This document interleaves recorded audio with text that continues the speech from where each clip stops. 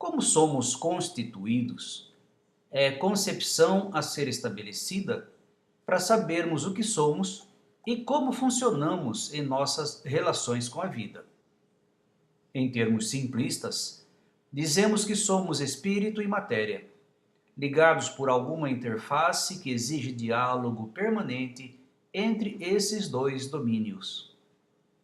Em nosso estudo, avançamos para a razão, ou o pensar, aquele que nos caracteriza e nos constitui, e se confunde com o que somos, com nossa sensação de pessoalidade. Na estrutura do organismo radica o pensamento, móvel e volúvel, como fosse absoluta projeção no planetário do nosso mundo interior, a partir das múltiplas e diversas funções orgânicas. A interface que liga o pensar ao pensamento é a mente. A pretensão não é a de criar conceitos e rótulos, mas a de identificar no ser humano domínios que nos constituem, instâncias que necessariamente dialogam e que fazem surgir nossa identidade humana, que nos diferencia de todo e de qualquer outro ser vivo. Há um rico domínio no âmbito da razão, funções e conteúdos extrafísicos. Há outro rico conteúdo no domínio do pensamento, provindo das funções viscerais e alimentado por sensações, impressões, percepções. A cultura, hábitos, preferências pessoais fazem a seleção e a filtragem dos conteúdos sobre os quais nossa razão atua e de onde origina nossa conduta pessoal. Aí, nossa personalização. Temos a hipótese de que a estabilidade no pensamento sofre interferência de como lidamos com ideias e com serviços. À busca da verdade, contribuição central do cristianismo, Jesus nos afirmou: descubram a verdade.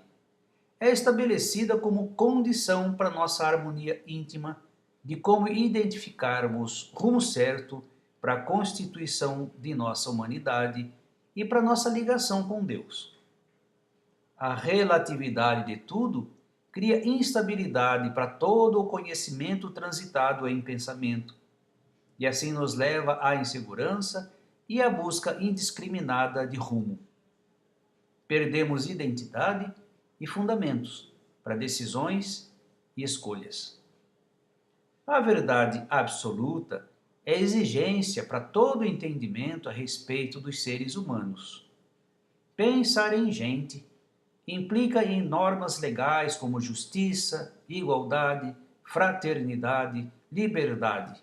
Resumindo, outra fonte para justificar nossa escolha pela verdade e a desistência de convivermos com verdades relativas é o cristianismo. Jesus tem sido autoridade confiável e até agora irrecusável por tudo o que nos tem mostrado em termos de conhecimento e autoridade daquilo que nos expõe sobre a nossa vida real. Ele nos estabelece como espíritos em outra dimensão, sendo esta vida material apenas transitória.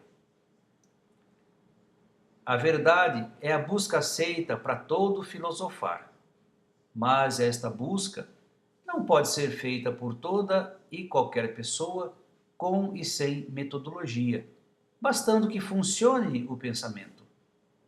Estuda-se a lógica, a relação de validade entre ideias dentro de uma expressão e de uma teoria.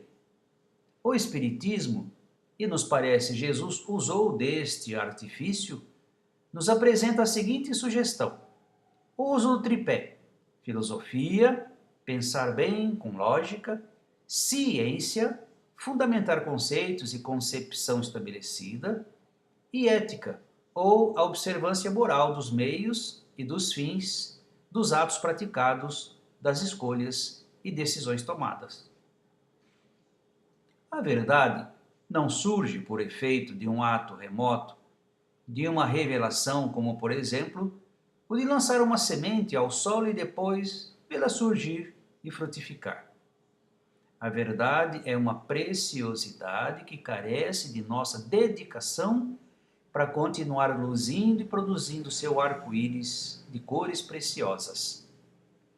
Cada um de nós tem este desafio existencial, irresistível e imutável, requisito para toda a caminhada evolutiva. Esses domínios, o pensar e o pensamento, e a interface mente, formam um sistema instigante para os desafios que nos chegam a respeito do que somos, de que somos constituídos e como, de como compomos nossa história pessoal e comunitária. Se requisitarmos Descartes, ele afirma que ao pensarmos existimos, mas o nosso existir é ocasionado pela ação da mente no seu incansável leva e traz entre os domínios o pensar e o pensamento. Assim, sem o domínio do pensamento, nada disso aconteceria e não existiriam as demais consequências livres no agir, no decidir, no escolher. E outro domínio se lhe torna essencial às funções, o do pensar, para o sistema funcionar e produzir. A ausência de certezas, de evidências sobre o que nos constitui e nos preenche, dá aso a idolatrias, a seres, a objetos, a ideologias. Surgem termos de efeitos importantes quanto catastróficos, como inconscientes, arquétipos, realismo, complexos, existencialismo, materialismo e mesmo em muitos bojos, o espiritualismo. Contudo, o ser humano livre, mesmo nesse universo interior e nas vivências íntimas, é instigado a escolher ocupações prioritárias e nosso destino eterno. Descrita a possível estrutura que nos compõe, o próximo passo é nos indicar o referencial lógico que nos está a sinalizar o caminho de nossa realização pessoal. A criação que nos forma também nos indica o caminho da finalização humana. O referencial é Deus, ou os atributos que lhe caracterizam, sugeridos por nosso parco entendimento sobre sua identidade e personalidade. Ele não é algo que nos seja sensível aos órgãos, mas preferencialmente ao entendimento, à razão. Ele é aquilo que nos irmana a todos e nos harmoniza com a natureza. Ele é ou cria justamente a identidade da inteligência única ativa na criação. Animais, humanos e Deus comungamos na mesma estrutura intelectual e nos diferenciamos no uso operacional que cada um de nós, animais, homens e Deus, fazemos dessa inteligência.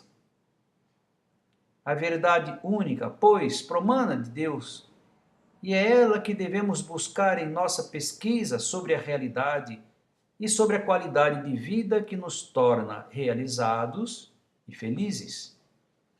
Tanto quanto seguirmos nesse caminho do entendimento sobre Deus e sobre suas manifestações na natureza, mais dele, como personalidades, nós e ele, nos aproximaremos e o entenderemos e iremos finalmente identificá-lo. A inteligência única que anima a vida nos une e nos propicia descobertas das leis que sustentam nosso sistema de vida, como a lei de progresso, a lei de justiça, a de amor, nossas afinidades e estranhezas.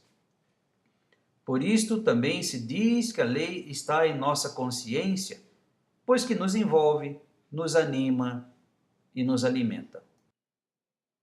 Conversar é preciso quando tudo questiona. Uns já sabem de cor o que a outros incomoda. Conversar é preciso se tudo está por fazer. Uns já estão descartando o que outros querem ter. No ser humano as palavras são alavancas do mundo. Se através delas se mata, se ajeitam qualquer enguiço. Juntemos nossas palavras, são alavancas do mundo. Conversar é preciso, conversar é preciso, conversar é preciso. Quando tudo questiona, uns já sabem decoro que a outros incomoda. Conversar é preciso, se tudo está por fazer. Uns já estão descartando o que outros querem ter. No ser humano as palavras são alavancas do mundo. Se através delas se mata, se ajeitam qualquer enguiço. Juntemos nossas palavras, são alavancas do mundo. Conversar é preciso, conversar é preciso, conversar é preciso. Quando tudo questiona, uns já sabem decoro que a outros incomoda.